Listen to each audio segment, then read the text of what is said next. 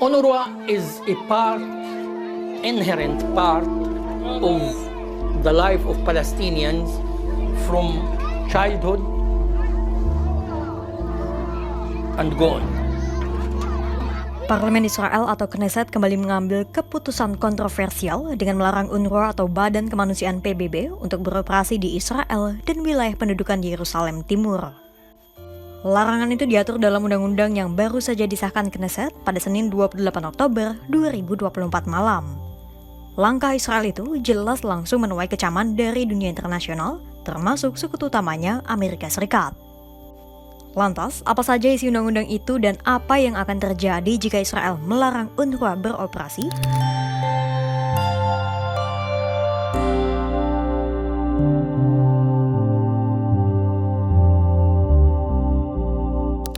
Sebelumnya, perlu kita ketahui terlebih dahulu apa itu UNRWA.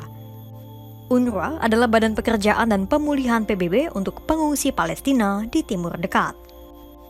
UNRWA sudah berdiri sejak tahun 1949 dan sejak awal bertugas untuk mengurus pengungsi Palestina yang terusir akibat Perang Arab-Israel pada tahun 1948. Badan Kemanusiaan PBB ini mulai beroperasi pada tahun 1950 dan menyediakan berbagai layanan dasar bagi jutaan pengungsi Palestina. Mulai dari mengelola kamp pengungsian, layanan pendidikan, bantuan pangan, layanan kesehatan, dan berbagai program bantuan lainnya.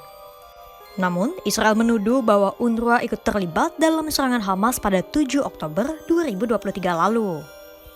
Dari situlah, Israel akhirnya meloloskan undang-undang pelarangan UNRWA yang sah dengan perolehan suara 82-9. Undang-undang itu melarang otoritas negara Israel untuk melakukan kontak apapun dengan UNRWA. Artinya, Israel tak akan lagi mengeluarkan izin kerja kepada para staf UNRWA internasional dan lokal. Mereka juga dilarang untuk melakukan koordinasi apapun dengan militer Israel. Aturan itu secara efektif juga melarang UNRWA untuk beroperasi di wilayah Israel, termasuk Yerusalem Timur, dengan mencabut perjanjian tahun 1967 antara Israel dan UNRWA.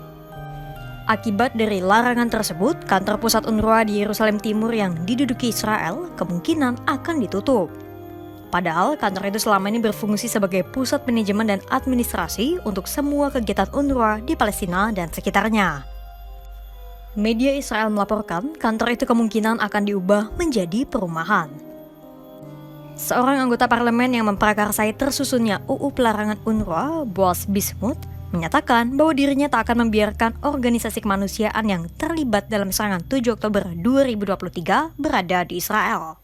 Ever since last night when the bill passed, the amount of messages I received, support messages from people who are left, right, secular, orthodox, Israel has been really touched. This is a country that is fighting and mourning in parallel. My bill yesterday is a bill that tells the world what was before the 7th we shall not tolerate after the 7th.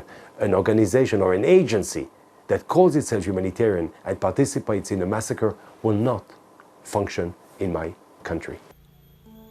Buntut disahkannya undang-undang pelarangan UNRWA, Israel segera menuai berbagai kecaman dari masyarakat internasional dan juga anggota parlemen Israel yang tak setuju dengan aturan itu.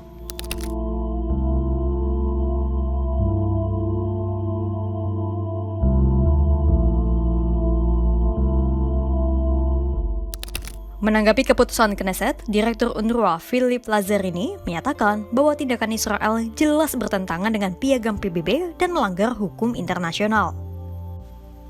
Protes juga diungkapkan oleh juru bicara UNRWA, John Fowler.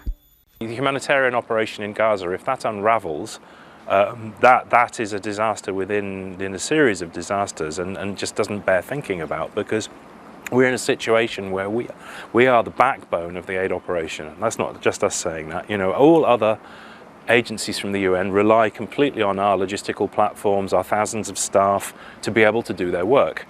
So if you take the backbone out of a body, you know, the body doesn't exactly stand up.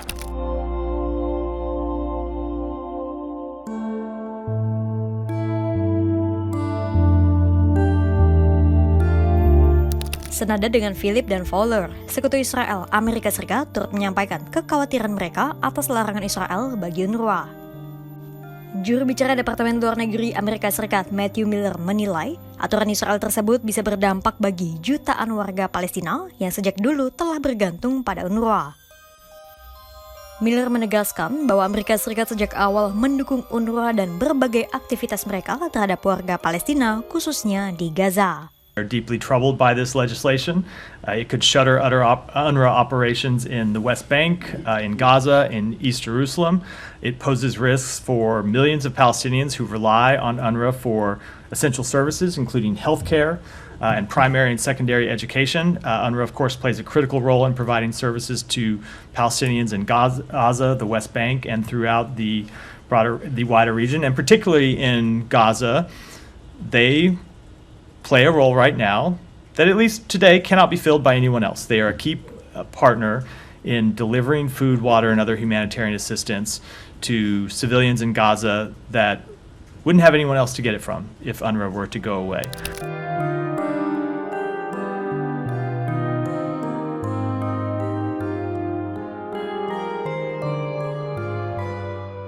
Protes tak hanya disuarakan oleh masyarakat internasional, penolakan pun juga muncul dari dalam parlemen Israel yang tak sejalan dengan Bismuth dan kroninya. Ahmad Tibi, seorang anggota Knesset yang menentang pelarangan UNRWA, menyebut bahwa keputusan itu hanya akan memberikan dampak buruk pada penduduk Palestina. UNRWA is a inherent part of the life of Palestinians from childhood and go on. Medical care, education, relief, students. There is no alternative, meanwhile, for the UNRWA. Those who banned UNRWA knew and realized that they are causing devastating effect on the Palestinian society. Who will do the work of UNRWA? Nobody. Israel perlahan terus membuat warga Palestina kian tak berdaya. Keberadaan UNRWA yang bisa memberikan secercah harapan bagi warga Palestina kini turut disingkirkan. Warga Palestina tak berkesempatan mendapatkan apa yang dibutuhkan sebagai manusia. Bahkan tanpa larangan dari Israel pun, situasi di Palestina masih jauh dari kata baik. Lantas, mampukah tekanan dari dunia internasional mengubah nasib penduduk Palestina? Simak terus perkembangannya hanya di kanal YouTube Kompas.com.